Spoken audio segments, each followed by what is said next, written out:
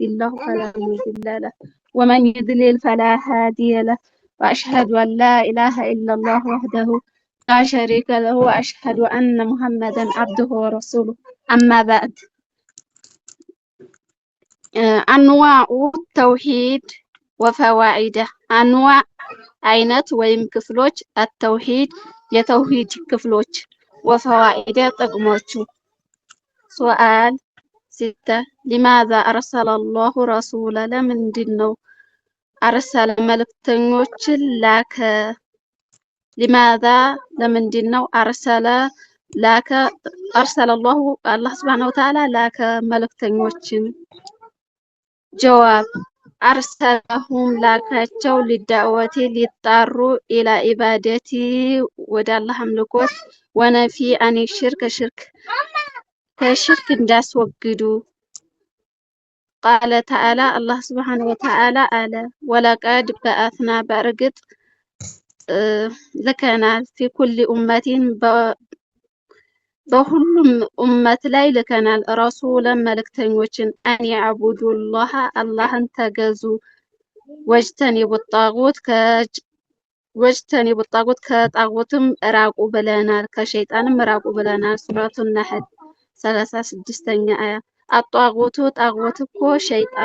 ሸይጣን ነው አዳኢ ይጣራል ኢላ ኢባደቲ ገይሪላህ ከአላህ ውጭ ወዳለ አምልኮት ይጣራል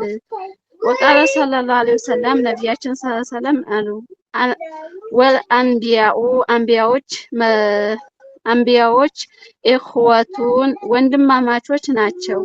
ወዲኑሁም ሃይማኖታቸው ዋሂድ አንድ ነው ሙተፈቁን ዐለይህ ሱአል 7 ما هو التوحيد رب ما هو ምንድነው ተውሂድ ረብ በጌትነት በብቸኝነት ማምለክ ማለት ምንድነው جواب التوحيد ብቸኝነት ቢአፍዓሊ በተግባር ከኸልቂ ከፍጡር ተድቢር نعوذ بالله والتدبير ማስተናበር وغيرها كذهم بتجمعري قال الله تعالى الله سبحانه وتعالى على الحمد لله مسجانا بعد تقالي لله نو رب العالمين رب جيتا لعلمات جيتا رفيق الله أسير وقال صلى الله عليه وسلم نبينا صلى الله عليه وسلم قالوا أنت رب جيتا السماوات የሰማያት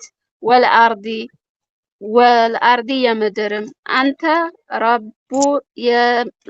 አንተ ረቡ ጌታ ነህ ሰማዋቲ ወልአርድ የሰማያትና የምድር ጌታ ነህ አሉ ነብያችን ሰለላሁ ዐለይሂ ወሰለም ሙተፈቁን ዐለይህ